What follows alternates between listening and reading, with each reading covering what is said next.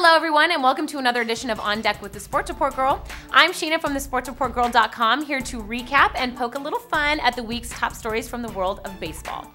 So, Memorial Day weekend, the unofficial start of summer, which is synonymous with road trips, barbecues, and mattress sales. It also marks the beginning of interleague play. This year's opening round resulted in an even split, with each league winning 7 series apiece. And in the lone National League Series, the Padres swept the Cubs 3-0. Speaking of the Padres, last week it looked like their ace Jake Peavy was headed to the White Sox, but at the last minute he torpedoed the deal with his no-trade clause, citing a desire to remain in the DH-free National League. San Diego, who started the year red hot before going into a massive slump, is now 9-1 in their last 10 and ready to surge well above 500 with a favorable upcoming schedule, which features 2 series against Arizona and 1 with Colorado.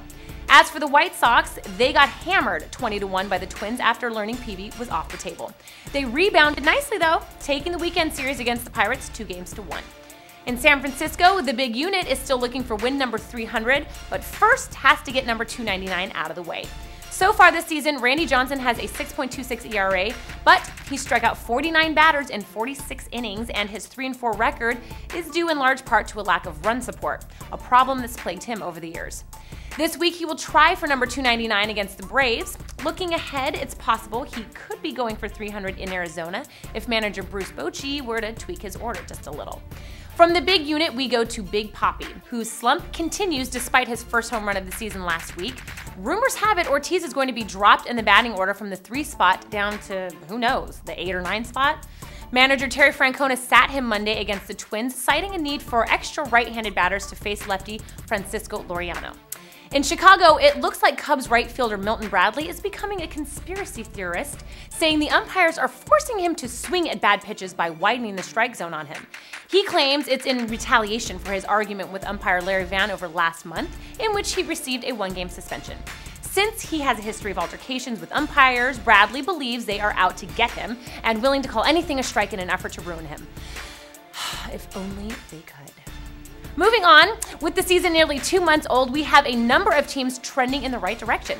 We've already talked about the Padres, who are 9-1 in their last 10, but we also have the Yankees and Phillies at 8-2, and the Rays, Tigers, Rangers, and Braves, and the Dodgers at 7-3. The AL East and NL Central are clearly the toughest divisions, with 4 teams each at 500 or better. Also, with Tampa back on track, manager Joe Maddon was given a 3-year contract extension for leading the Rays to the Fall Classic last year. From the World Series runners-up, we move on to the World Series champions, where the Phillies snapped the Yankees' 9-game win streak. At 16-6, Philadelphia holds the best road record of any team in either league. As for the Bronx Bombers, they hit the ballpark in Arlington this week to face the AL West leading Rangers. It marked A-Rod's first meeting with his old fans since his off-season admission to using steroids during his Texas years.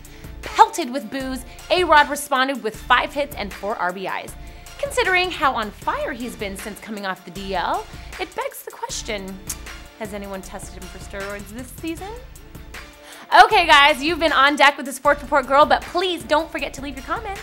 And if you like the show, and who wouldn't, be sure to subscribe and tell a friend. See you back here next week. Bye-bye.